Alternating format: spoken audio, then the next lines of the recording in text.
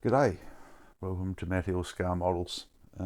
Final reveal time for the Bandai Group Build is my little X-Wing 1/72 scale, and I really enjoyed doing this kit. It's probably the first sci-fi kit that I built probably since I was a teenager, and that's a fairly long time ago now anyway.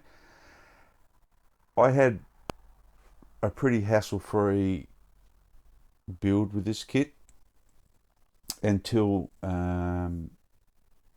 until I put a oil-based wash over it, and then I found that things are starting to break. And I'll show you what happened there. And I gave the kit a really good, um, coat of future to protect the plastic. But some parts, I think, where the wash went into some of the snap lock areas that hold the parts together, they became very brittle, and things started to actually crack. And I'll show you that now. If I can get to the zoom, somehow I can come in a little bit here. So you might be able to see just a couple little crack marks here in these little laser blaster cannons. They actually fell in half after I put an oil-based wash on it. They went together fine before. I don't know whether I cracked them or not when I put the blasters into them, but you can just see here that there's a couple of crack marks which I'll try to then patch up with a little bit of weathering. The other problem I also had on the back of the X-Wing, these engine parts here, the mounting points on those little clip-in parts, they went brittle and broke, and I glued those back in again using just normal Humbrol poly glue on the brush. I find it's a bit stronger than the extra thin. And I got, it's together. It's no problem. The only other little issue with this kit that I found was that if you don't glue it together, there's a join line between the top half and the bottom half of the fuselage here. It goes through there, which affects this decal. I wish now that I glued it together there. So as you're trying to set this decal in, this panel sides moving in and out, and it allows air to come back underneath the decal. So my advice would be to probably just run a little bit of glue on that if you wanted to build, go for the full glue together using the decals. I think the stickers wouldn't be any problem. The other decal that I had trouble with was this Canopy Decal here. I couldn't get it to fit properly on this front half of the canopy. The back half of the canopy, the decal was way too big.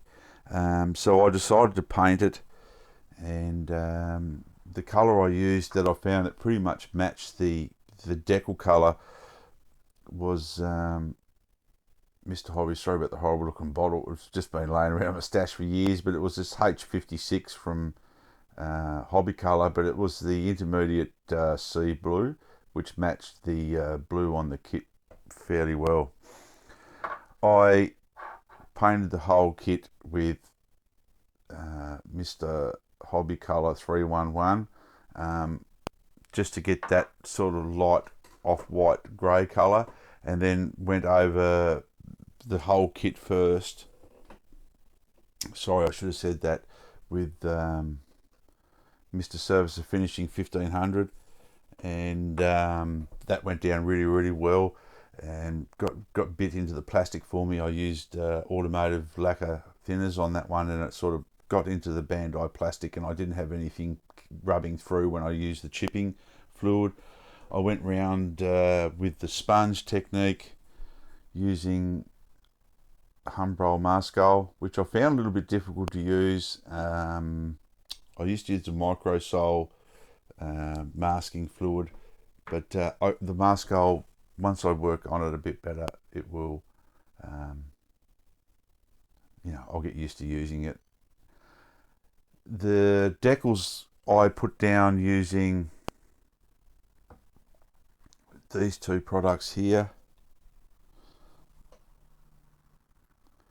Decal Softener and Decal Fix by Vallejo. Yeah, it worked alright in the Bandai to an extent. Some didn't really work out well. There's a couple of access panels and some raised detail on some of the areas here, and it didn't soak in as well as what I thought it would have done on some of the detail on the recessed panel lines. But yeah, look, it is what it is, isn't it? So I sort of try to blend it in with a little bit of chipping. I haven't seen one on, not to say there isn't, I haven't seen one where I sort of chip back to the original base colour around some of the blue and the red around the cockpit, because I thought that's probably fairly worn. I'm not trying to depict any particular scene from a movie or anything. I don't know much about this air thing, like who flew it or where it come from, but it's definitely not Luke Skywalker's Bandai. This is not his Red 5, I think, was what Skywalker had in the movie. I put the little droid in. I had trouble with the droid decals. A couple of them just wouldn't go round. There's like a red pinstriping around the top of his head. I just couldn't get that to work, no matter how I tried and how much decal stuff I used. I just couldn't get it to go around. But yeah, it looks the part sitting in there. I used just normal Tamiya semi-gloss, this one here, X18 for the exhaust, this panel here and the panel on the rear. I used that, and then I went over the whole thing after the wash and cleaned it all off. The wash, I just used black panel line from Tamiya. It's good stuff. And then when that dried, I just cleaned off with a cotton tip. You know how it goes, guys. Just cleaned it carefully off with some very lightly soaked bit of white spirit, and just removed it where I wanted to. Went over the kit with this flat varnish. I do like this flat varnish. It doesn't leave a white film sort of thing like some others are using. And then when that's finished, I went back over it and highlighted some of the panel lines with the original base coat of this again. And yeah, it's sort of, that's where it is now. So the first kit I built for a long time, sci-fi. I built it this way. I remember building the old AMT Ertl X-Wing that I had when I was a kid, and I built it like that, and I wanted to build this one again to remind myself that yeah, it's in the hangar sort of thing. The next one of these Bandai kits that I have got, I will build it in the flying mode on the stand, because I do like that. The only other thing I really should have done, and I'll pick this up, hopefully nothing will fall off it. Just let me put it back here. Let's show you the underside. The only thing I would have liked to have done, which I should have, is maybe put some silver or chrome for the struts on the landing gear, you know, for the Olero struts or whatever they call them on it. But yeah, I might do that yet, because I could still wrap some bare metal foil around them and cut them to shape.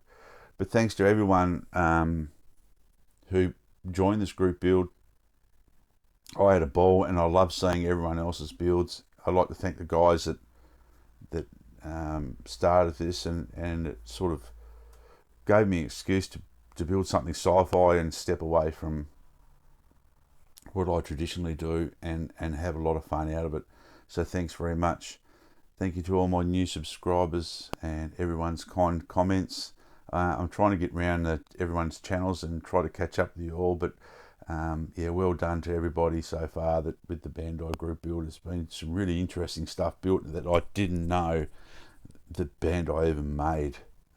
Some of the stuff I can remember, like Thunderbirds and things, you know, I just don't see them here, and I've never seen them built, and it was really, really nice to see some of these kits that I didn't know that existed being built. It's just fantastic.